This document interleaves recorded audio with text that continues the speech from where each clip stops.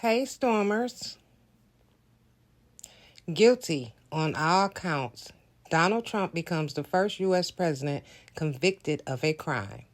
This article comes from Reuters.com.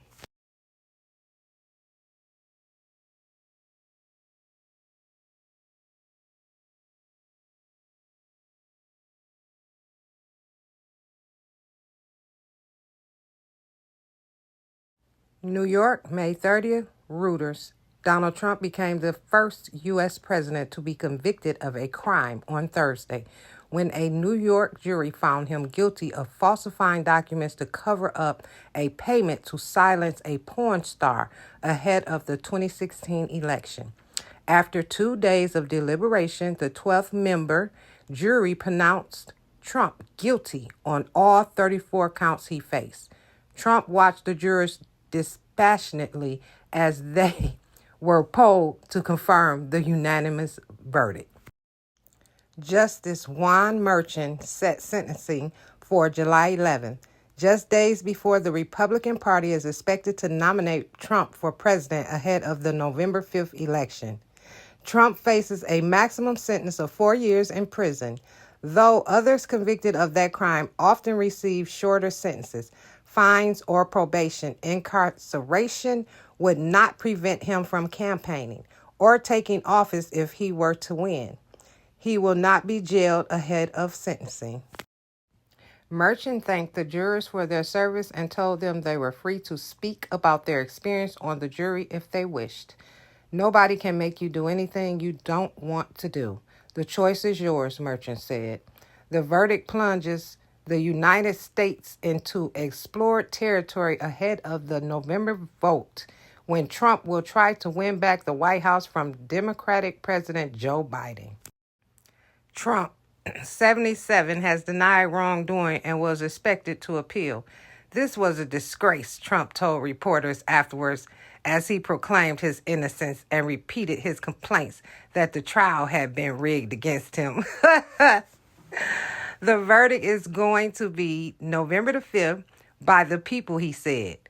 Oh, something rigged against him, huh? He didn't like that. Okay, but he can rig things. Trump gave a thumbs-up sign through the tinted window of his SUV, and his motorcade left the courthouse. Trump supporters stood in a park opposite the courthouse along with journalists, police, and onlookers. Opinion polls show Trump and Biden, 81, locked in a tight race, and Reuters LPSOS polling has found that a guilty verdict could cost Trump some support among independent and Republican voters. The jury found Trump guilty of falsifying business documents after sitting through a 5-week courtroom presentation that featured explicit testimony from porn star Stormy Daniels about a encounter she says she had with Trump in 2006 while he was married to his current wife, Melania. Trump denies ever having with Daniels. Oh my God. Trump's former fixer, Michael Cohen, testified that Trump approved a $130,000 hush money payment to Daniels in the final weeks of the 2016 election when he faced multiple accusations of misbehavior. I believe it. Cohen testified that he handed the payment and that Trump approved a plan to reimburse him through money payments disguised as legal work. Trump's lawyers hammered Cohen's credibility, highlighting his criminal record and imprisonment and his history of lying, just like his boss. Merchant also cautioned jurors to examine his testimony carefully, just like they should have done Trump's. Please, if you can, support the channel. Thank you in advance. The relatively short amount of time jurors needed to reach a verdict was a sign that they thought there was enough evidence to back up Cohen's testimony, said George Grasso, a retired New York judge who attended the trial. A source familiar with the Trump campaign's inner workings said the verdict was expected to prompt him to intensify deliberations on picking a woman as his vice presidential running mate. His campaign website labeled him a political prisoner and urged supporters to donate. Donate to what? A billionaire who said he wouldn't take no payments for president? But that went out the window. Anyhow, Biden campaign. No one above the law. Biden's campaign said the verdict showed that no one was above the law and urged voters to reject Trump in the election. There is still only one way to keep Donald Trump out of the Oval Office: at the ballot box. The campaign said in a statement. The White House declined to comment.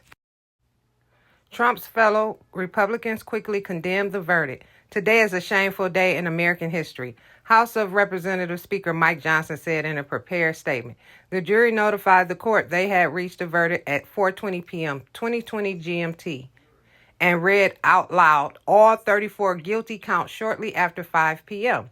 Trump lawyer Todd Blanche asked Merchant to throw out the guilty verdict, arguing that it was based on the unreliable testimony of Cohen. Merchant denied his request. You know, it's amazing how he's considered a liar now, but when he worked for Trump, he wasn't.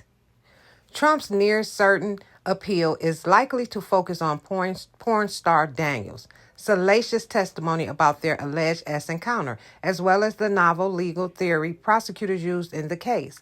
But he faces long odds, legal experts said. Falsifying business documents is normally a misdemeanor in New York, but prosecutors in Manhattan District Attorney Alvin Bragg's office elevated it to a felony on grounds that Trump was concealing an illegal campaign contribution. Contribution, and it should be a felony.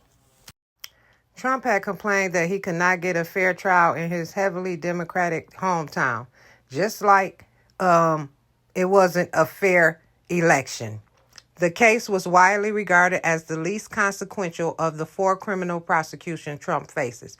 Jurors heard testimony of S and lies that have been public since 2018, although the charges themselves rested on ledger accounts and other records of Cohen's reimbursement. It was known as the zombie case because Bragg brought it back to life after his predecessor opted not to bring charges. This case was also likely to be the only one to go to trial before the election, as the others are delayed by procedural challenges. If elected, Trump could shut down the 2 federal cases that accuse him of illegally trying to overturn his 2020 election loss and mishandling classified documents after leaving office in 2021.